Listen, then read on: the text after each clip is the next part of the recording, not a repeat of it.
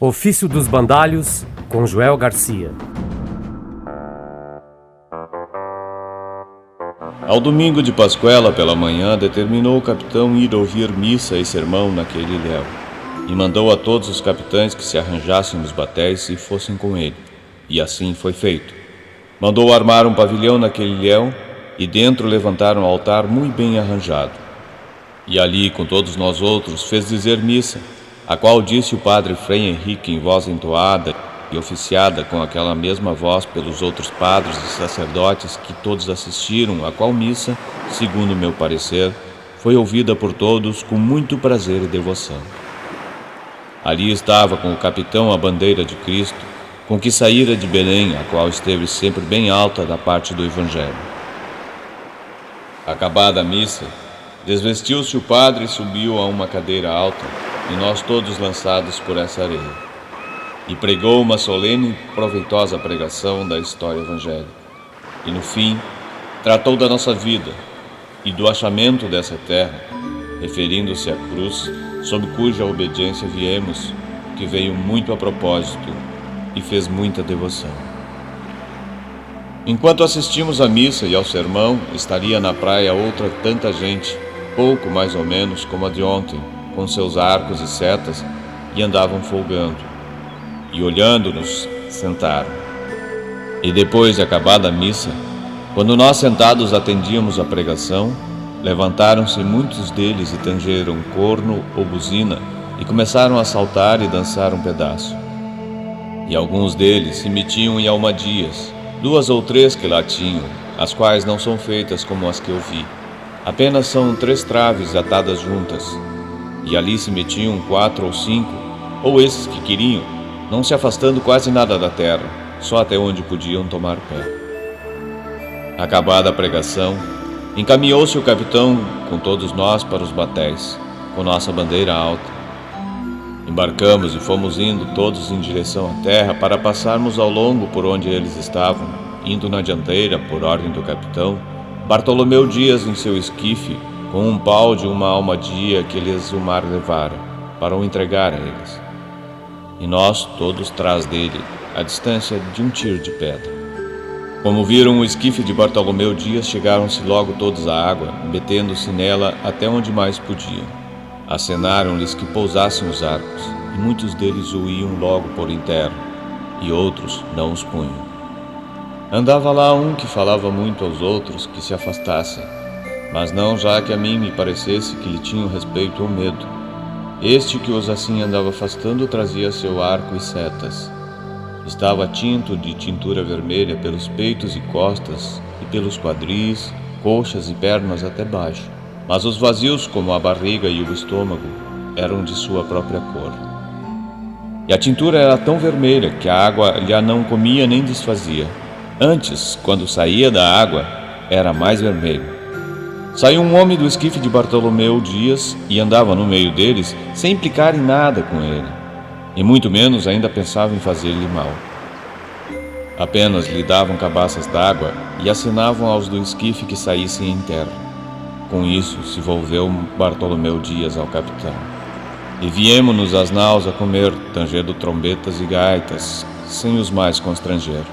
E eles tornaram-se a sentar na praia, e assim por então ficaram.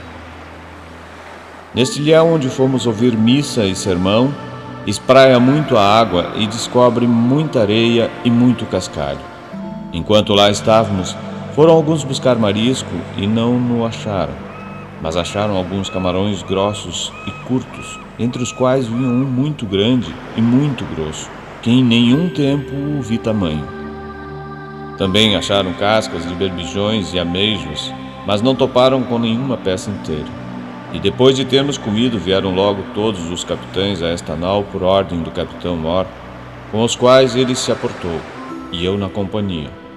E perguntou a todos se nos parecia bem mandar a nova do achamento desta terra a Vossa Alteza pelo navio de mantimentos, para a melhor mandar descobrir e saber dela mais do que nós podíamos saber, por irmos na nossa viagem.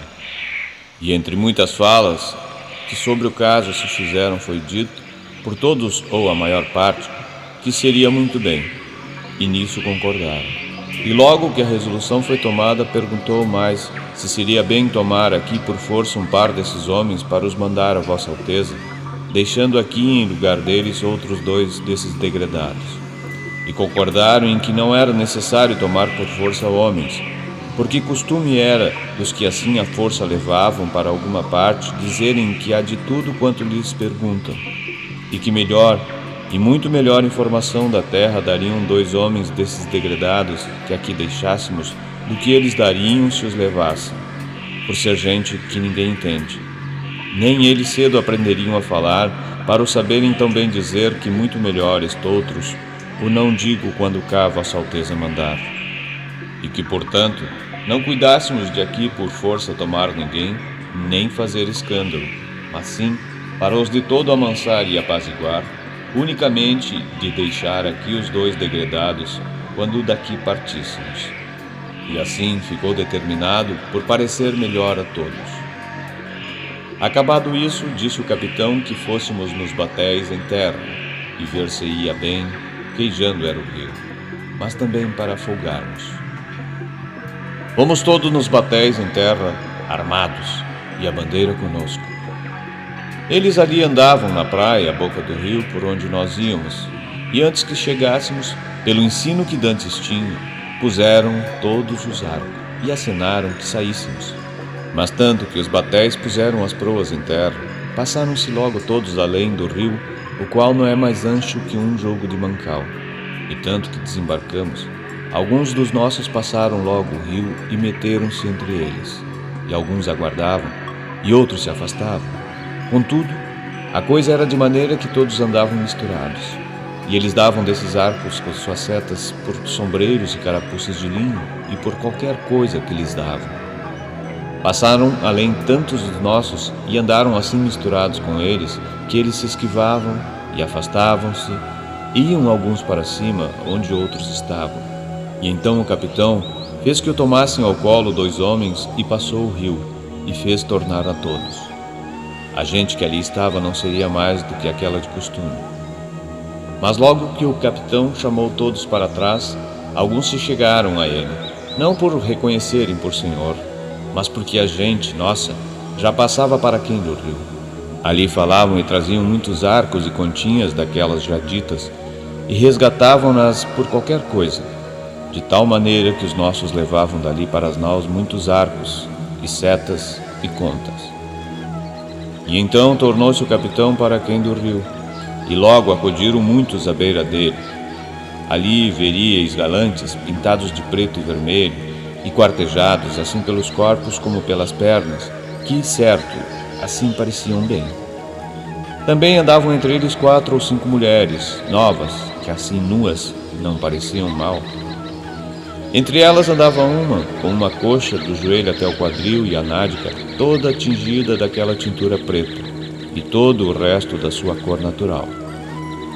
Outra trazia ambos os joelhos com as curvas assim tintas, e também os colos dos pés, e suas vergonhas tão nuas, e com tanta inocência assim descobertas, que não havia nisso desvergonha nenhuma. Também andava lá outra mulher nova, com um menino ou menina, atado com um pano aos peitos, de modo que não lhe se via senão as perninhas. Mas nas pernas da mãe, e no resto, não havia pano algum. Em seguida o capitão foi subindo ao longo do rio que corre rente à praia, e ali esperou por um velho que trazia na mão uma pá de almadia. Falou, enquanto o capitão estava com ele, na presença de todos nós, mas ninguém o entendia, nem ele a nós, por mais coisas que a gente lhe perguntava com respeito ao ouro, porque desejavam saber se o havia na terra. Trazia este velho o beiço tão furado que lhe cabia pelo buraco um grosso dedo polegar, e trazia metido no buraco uma pedra verde, de nenhum valor, que fechava por fora daquele buraco, e o capitão lhe a fez tirar, e ele não sei que diabo falava, e ia com ela para a boca do capitão para lhe a meter. Estivemos rindo um pouco e dizendo chalaça sobre isso, e então enfadou-se o capitão e deixou-o. E um dos nossos deu-lhe pela pedra um sombreiro velho, não por ela valer alguma coisa, mas para a amostra, e depois houve ao capitão, creio que para mandar com as outras coisas a Vossa Alteza. Andamos por aí vendo o ribeiro, o qual é de muita água e muito boa. Ao longo dele há muitas palmeiras, não muito altas, e muitos bons palmitos. Colhemos e comemos muitos deles. E depois tornou-se o capitão para baixo, para a boca do rio, onde tínhamos desembarcado. E além do rio, andavam muitos deles dançando e folgando, uns diante os outros, sem se tomarem pelas mãos, e faziam-no bem. Passou-se então para a outra banda do rio Diogo Dias, que fora almoxerife de Sacavém, o qual é homem gracioso e de prazer. E levou consigo um gaiteiro nosso com sua gaita, e meteu-se a dançar com eles, tomando-os pelas mãos, e eles folgavam e riam, e andavam com ele muito bem ao som da gaita. Depois de dançarem, fez ali muitas voltas ligeiras, andando no chão, em salto real, de que se eles espantavam e riam e folgavam muito. E conquanto com aquilo os segurou e afagou muito, tomavam logo uma esquiveza como de animais monteses, e foram-se para cima. E então passou o rio o capitão com todos nós, e fomos pela praia de longo, ao passo que os batéis iam rentes à terra. E chegamos a uma grande lagoa de água doce que está perto da praia, porque toda aquela ribeira do mar é apaulada por cima e sai água por muitos lugares. E depois de passarmos o rio, foram 7 ou 8 deles meter-se entre os marinheiros que se recolhiam aos batéis, e levaram dali um tubarão que Bartolomeu Dias matou, e levavam-lhe, e lançou-o na praia. Bastará que até aqui, como quer, se lhes em alguma parte amansassem, logo de uma mão para a outra se esquivam, como pardais do cevadouro. Ninguém não lhes ousa falar de rijo para não se esquivarem mais, e tudo se passa como eles querem, para os bem amansados. Ao velho com quem o capitão havia falado, deu-lhe uma carapuça vermelha, e com toda a conversa com que ele ouve, e com a carapuça que lhe deu tanto que se despediu e começou a passar o rio, foi-se logo recatando, e não quis mais tornar do rio para quem. Os outros 2 o capitão teve nas naus, aos quais deu o que já foi dito, nunca mais aqui apareceram. Fatos de que deduzo que é gente bestial e de pouco saber, e por isso tão esquiva. Mas apesar de tudo isso andam bem curados e muito limpos. E naquilo ainda mais me convenço que são como aves, ou alimárias montezinhas, as quais o ar faz melhores penas e melhor cabelo que as mansas, porque os seus corpos são tão limpos e tão gordos, e tão formosos que não lhe pode ser mais. E isso me faz presumir que não tem casas nem moradias em que se recolham, e o ar em que se criam os faz tais. Nós, pelo menos, não vimos até agora nenhumas casas, nem coisa que se pareça com elas. Mandou o capitão, aquele degradado Afonso Ribeiro, que se fosse outra vez com eles. E foi, e andou lá um bom pedaço, mas à tarde regressou, que o fizeram ele vir, e não quiseram lá consentir. E deram-lhe arcos e setas, e não lhe tomaram nada de seu. Antes, disse ele, que lhe tomaram deles umas continhas amarelas que levava e fugia com elas. E ele se queixou, e os outros foram logo após ele, e lhe as tomaram e tornaram-lhes a dar, e então mandaram-no vir. Disse que não vira lá entre eles senão umas choupaninhas de rama verde e de feiteiras muito grandes, como as de Entredouro e Minho.